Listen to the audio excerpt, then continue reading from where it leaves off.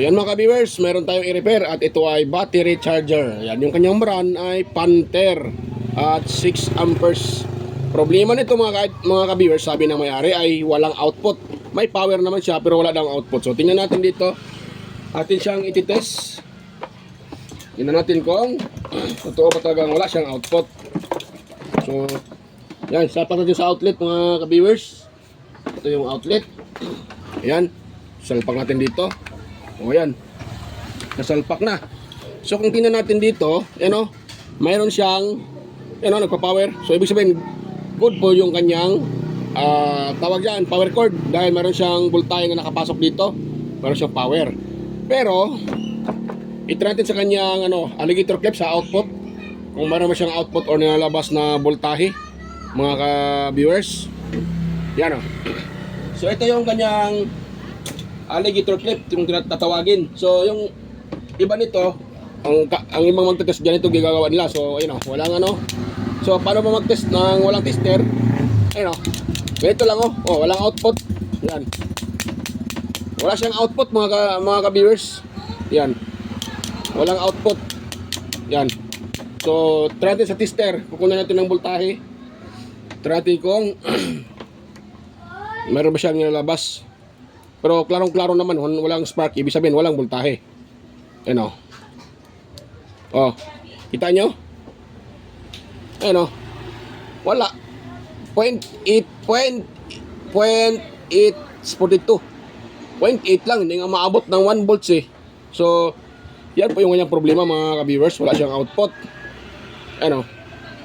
Oh, wala. So, ngayon, dito tayo sa lalim. Tingnan natin bakit siya walang output. Ito yung ating i-open mga ka-viewers. Ayan. So habang tayo nag-open dito, sa mga bago pa lang dito sa aking YouTube channel, huwag kalimutang mag-like, share, and paki-subscribe na rin mga ka-viewers. At pakipindot niyo yung notification bell para automatic matanggap nyo agad yung meron tayong bagong upload. So yan, dito tayo sa kanyang sa kanyang rectifier diode, yung apat na bridge type na yan.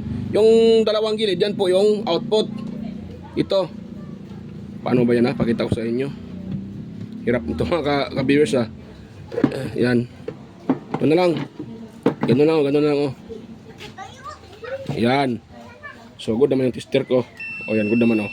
Ngayon, hanapan natin dito ng voltahe. Bakit walang output ito? Yan. Tutusukin natin yan. At saka ingat tayo dito. Ito dahil easy yan. Masagin natin yan. Yaya yan mga ka-viewers. Ano? So kung dito tayo magtutusok. Ayan. Wait lang. Ayan o. 17 or 16, 15. Ayan o. 15 volts DC. Tingnan niyo po yung tester ko mga ka-viewers. Ayan o. 15 volts yung kanyang output DC. Ibig sabihin, good yung kanyang transformer, step-down transformer, good yung rectifier diode. Good din yung kanyang mga switches dahil meron siyang nilalabas na dito sa kanyang sa kanyang rectifier diode sa output niya. Pero dito sa wire wala. Ibig sabihin yan, wire ang problema niyan mga ka-idol or mga ka-viewers. So sa wire nagka-problema, o di ba? So ngayon, tanggalin ko muna sa italanggal ko muna sa saksakan. Ngayon, hanapin natin dito sa dalawang linya na to. Ito yung kanyang alligator clip kung tatawagin. Ito. Yan. So hanapin natin dito mga ka-viewers yung linya kung mayroon ba talaga siyang buzzer or may continuity. So dito tayo. Itong linya na to. Ayun wala, di ba? Hindi nagbabuzzer yung tester ko. Dito sa kabila sa pangalawang linya. O wala, di ba? Wala din mga ka-viewers. So doon tayo lipat sa isang linya. Yan. Yan. Yan. So dito tayo sa kabilang linya. Kaya natin siyang hagilapin yung kanyang connection kung mayroon nitong continuity. So wala din dito. Dito sa kabila. Yan. Wala din sa mga ka-idol So wire talagang problema nitong kagwang na to. Wala dito. Dito naman. Yan, mayroon dito. Yun. Yan, meron dito pala sa isang linya. So itong narinig nyo, may buzzer. So itong linya na to, mayroon siyang connection dito banda. Yan, so balikan natin yung isa. So sa madaling salita, itong linya na to ang wala. Yan, ito yung connection niya, ito. Ito yung connection niya. Ayan wala. Yan yan yung switch na yan. Ito na siya Itong ano na yan, selector switch or toggle switch tawag diyan. So dito tayo sa gitna, dito sa gitna siya nakakunik. Ito yung common niya. Ayan wala siya di ba? Wala siya mga viewers. Walang connection. Mayroon siyang connection dito pala mga viewers. Yan. Pero dito, pagdating dito, wait lang natin, iano ko sa inyo Yan yan di ba? Mayroon siya. Nagbabaser yung tester natin. Pagdating dito sa taas, ayan wala na. So dito pala nagka-problema mga ka-viewers. Akala ko doon sa wire. So yan yan, nagkamali tayo sa pag So okay lang yan, ganun talaga. Wala naman talagang perfecto sa pag Yan, mayroon dyan. Pero pagdating dito sa taas, So wala na siya mga ka-idol, mga ka-viewers, wala nang connection. So try natin itis yung kanyang fuse dito. Yan Ayan ito yung kanyang fuse. Tingnan natin dito. So ayan, putol. Ayan mga kabirsa, putol yung kanyang fuse. Yan putol So dito nagka-problema sa kanyang fuse. Di ba putol. So putol siya mga ka-viewers. Ayan So try natin siyang i-test dito. Yan. Tapos dito, dapat ito magbabaser. Wala, di ba? So wala siyang connection dito mga ka-viewers. Yan. So ito ay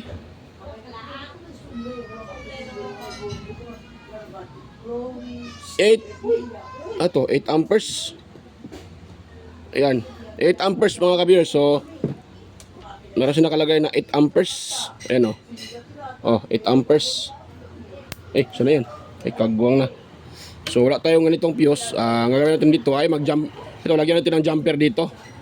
Yan. So kung may short or matagal lang siya, mapuputol pa rin siya. Yan Hindi nagbabaser. Dapat sana ganyan sana Yan di ba? So pause ko muna mga kabisa. Magpainit muna ako ng aking soldering iron. So yun mga ka-viewers, mainit na po yung aking soldering iron. So at yun na pong isusolda yan. So ito pala, nagkumuha ako ng 4 na strand dahil po ito ay 8 amperes. So itong kinuha kong strand na ito ay siya, bronze or tanso. So bali isang strand nito ay 2 amperes, ay equivalent sa 2 amperes. So 4 yan. So 8 amperes yan mga ka-viewers. Ayun 4. Yan po yung ating pagsamahin. Yan. Tapos ganun lang siya, ganun. Yan. Yan, nagkasama na yan sila. So ang gagawin naman natin dyan mga ka-viewers ay isusulda natin dito. Yan ito. Huwag natin itong i-open. Sa labas na tayo maglagay. Pwede lang naman yan mga ka-viewers. Huwag lang dito banda. Dito lang tayo banda. Yan sila. So yan. So, bulag natin ito ng solda. Ganun na yung technique mga ka-viewers. Kung wala kayong makukuhang ganitong klaseng fuse. Meron ako dyang fuse. Maliit siya Maliit yun. Malaki kasi ito So dahil wala tayong ganito, so kaya mag-DIY tayo mga ka-viewers. Ganun yung ating gagawin dito. So hindi pala hindi to siya didikit. Diba? Kailangan natin lilihain pala to. Kalimutan ko. Kuwata na liha. Medyo makapal-kapal konti. Tapos lilihain natin para didikit yung ating panghinang. Yan, yun yung technique dyan para didikit. Nakalimutan ko lang kanina. So dito, tsaka dito. Yan Yan. So yan, nakiskisa na yan. Kung saan tayo nagkiskis dyan, tayo maghinang. Dahil pag dyan kayo maghinang sa walang kiskis, hindi talaga didikit yan mga ka-viewers. Grabe yung ubo ko. So dito tayo. Saan may hinang? May kiskis pala. Ayan. Ayan So, ganun lang. Tapos, kabila din, lagyan din natin ng mainit pala, mainit. Soldering lead. Mainit siya mga ka-viewers. Mainit sa kamay. So, wait lang muna. Dahil mainit sa kamay. Yan, medyo ano na. Ito tayo. Yan. Tapos yung wire, atin ding hihinangan para pag ating didikit ka agad yan. So ito, fuse pa rin to ha. Fuse pa rin ito. Kasi yung laman sa lalim, ganito din. Fuse pa rin yan mga ka-viewers. Yan. Tapos kahit nga wala ito mga ka-viewers, pwede naman kahit walang ganito. Yung ginagamit ko na charger, wala namang ganito na fuse sa secondary. Ito kasi nilagyan ng fuse sa gumagawa nito, hinagyan na ng fuse sa secondary. Yung sa akin walang fuse yung secondary, pero okay naman siya. Depende naman kasi sa paggamit yan. Marunong tayong gumamit, lang din naman. Yan, tapos dito yan, papatuloy natin to mga ka-viewers.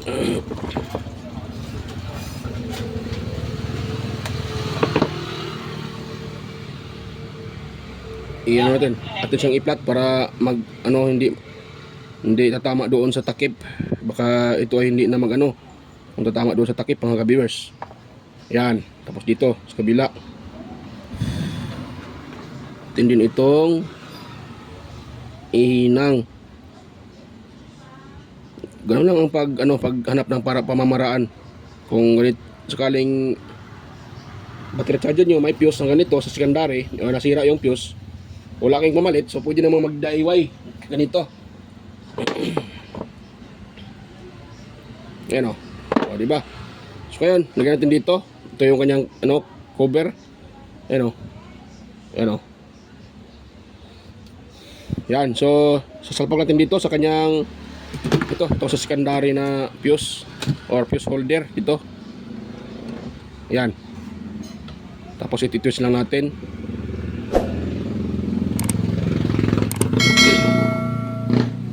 Ayan no. Ganun lang. So try natin i-plug siya mga ka-viewers. So uli ko muna yung tinanggal ko dito. Saan naman yun?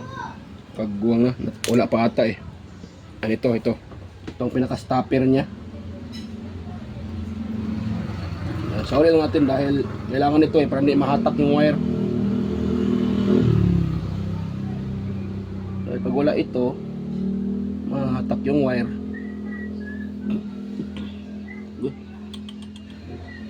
Ito naman yun. Mag-lock. Tapos ito siyang ipasok dito mga ka-viewers, mga ka-idol.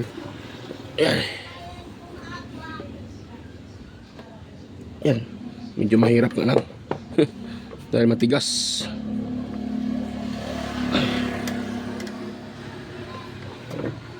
So atin siyang ipipress ng long nose para maipasok dito. Yan yung yan. Ito pala. Yan, pasok na. Ganun lang mga ka-viewers.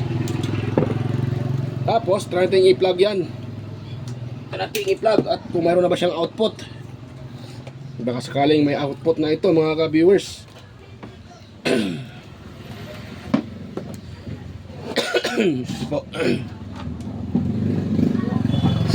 Tayo na tamaan ng ubo.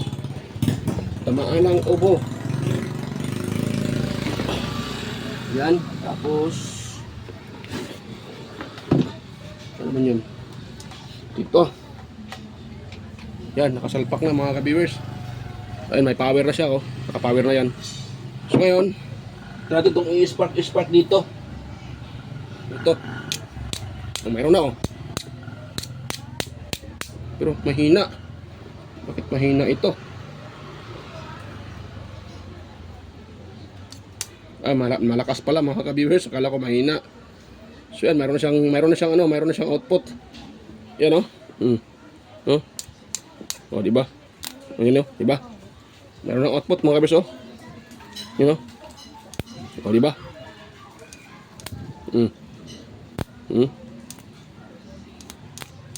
Yan, di ba? Mayroon siyang output. Nagkaroon na ng output. Yan, di ba? Oh. Yun. Oh, di ba? Goods na. So, ngayon, try natin kung mayroon siyang output na 15, ano yan? Ano ata yun? 15 volts. So, try natin dito. Sa ating tester, kung mayroon na ba siyang 15 volts DC na output. Dahil kanina wala yun eh. So, try natin ngayon kung mayroon na ba siyang output. Saan na yun? Yan o. Dito. Tapos dito. Ayun, mayroon na siyang output mga ka-viewers. O, di ba? O, mayroon na output. Mayroon na siyang 15 volts DC. So, yan. Pwede na. So, wala akong ma-charge dito na baterya dahil yung mga baterya ko ay full charge. Lahat naka-charge kanina sa solar. Sa solar ako nagcha-charge para tipid sa kuryente. So, dahil full charge yung mga baterya ko, so wala akong ma-charge dito na baterya na ano. Dahil yung pinapacharge kanina, kinuha na. So, yan. At nakita nyo na may output na. Kanina walang output, di ba? Ngayon, mayroon na siyang output. Yan. So, ang problema lang pala, itong fuse niya, naputol.